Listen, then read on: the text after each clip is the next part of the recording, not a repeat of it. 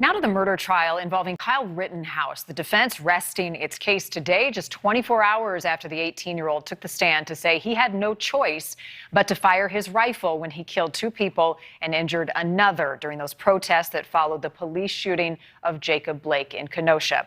NewsNation's Kelly Beeson is live for us in Wisconsin tonight. Kelly, it was just yesterday we were talking about the possibility of a mistrial in this case. Yeah, you're right, Marnie. The judge visibly upset with the prosecution in this case, and we caught that heated exchange from the courtroom. I was astonished when you began your examination by commenting on the defendant's post-arrest silence. That's basic law. It's been basic law in this country for 40 years, 50 years. Yesterday, the trial of Kyle Rittenhouse thrown into jeopardy when lawyers asked for a mistrial over what appeared to be out-of-bounds questions asked of Rittenhouse by the prosecution. The judge not immediately ruling on the request, but stating his frustration. Don't get brazen with me. You knew very well. You know very well that an attorney can't go into these types of areas when the judge has already ruled without asking outside the presence of the jury to do so. So don't give me that. Days of emotional testimony coming to an end. The defense resting its case on Thursday after Rittenhouse took the stand in his own defense this week. Everybody that you shot at that night you intended to kill, correct?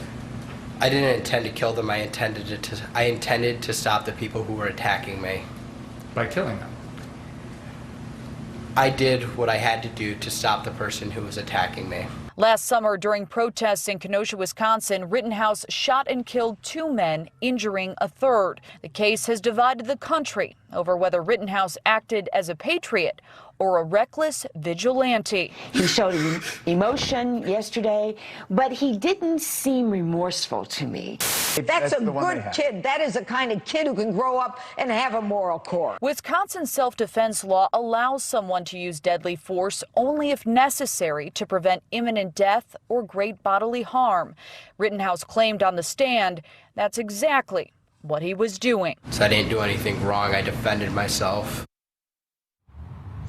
Now, closing arguments are set for Monday, and then the jurors will deliberate. Kyle Rittenhouse now faces life in prison if convicted of the most serious charge against him, which is first-degree intentional homicide. Marnie. Kelly, thank you. Thanks for watching. Click the red subscribe button below so you can get more of NewsNation's fact-driven, unbiased coverage.